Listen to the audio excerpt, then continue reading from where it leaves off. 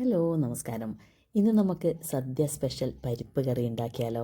നമ്മൾ സാധാരണ സദ്യക്ക് ആദ്യം വിളമ്പുന്ന വിഭവമാണ് പരിപ്പ് അല്ലേ? പരിപ്പും നെയ്യും പപ്പടമൊക്കെ കൂട്ടിയിട്ടല്ലേ നമ്മൾ ആദ്യം ചോറുണ്ണുന്നത്. നമുക്ക് കണ്ണൂരിൽ ഇതിൽ നിന്ന് കുറച്ച് വ്യത്യസ്തമാണ് കേട്ടോ. നമ്മുടെ തറവാട്ടിലൊക്കെ ആണെങ്കിൽ നമ്മൾ ഫസ്റ്റ് നമ്മൾ ഉണ്ണുന്നതിന് മുന്നേ, അതായത് സദ്യ മെയിനായിട്ടുള്ള കറികൾ കൂട്ടി കഴിക്കുന്നതിന് മുന്നേ നമ്മൾ പപ്പടവും പഴവും നെയ്യും ഒരല്പം പഞ്ചസാരയൊക്കെ കൂട്ടി ആദ്യം കഴിക്കും കേട്ടോ. അതിന് ശേഷമാണ് നമ്മൾ സദ്യയുടെ മെയിനായിട്ടുള്ള വിഭവങ്ങളൊക്കെ കഴിക്കുന്നത്.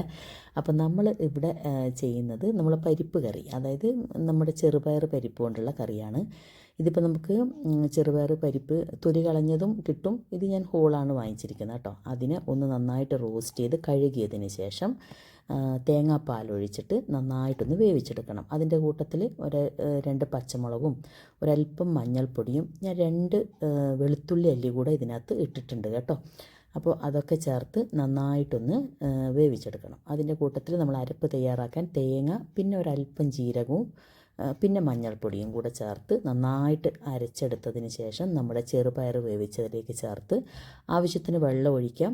ഇതുപോലെ തവി വെച്ച് നന്നായിട്ട് ഇളക്കി യോജിപ്പിക്കണം കേട്ടോ. ആവശ്യത്തിനുള്ള ഉപ്പ്, കറിവേപ്പില ഇതൊക്കെ ചേർത്ത് നന്നായിട്ടൊരു തിള വരണേ.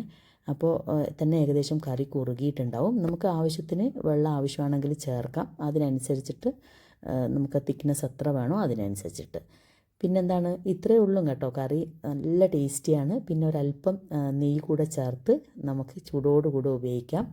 അപ്പോൾ ഈ വീഡിയോ ഇഷ്ടപ്പെട്ടാൽ ലൈക്ക് ആൻഡ് കോമെൻറ്റ്. റെസിപ്പി എന്തായാലും നിങ്ങൾക്ക് ഇഷ്ടപ്പെടും. അപ്പോൾ see you in the next video. Thank U.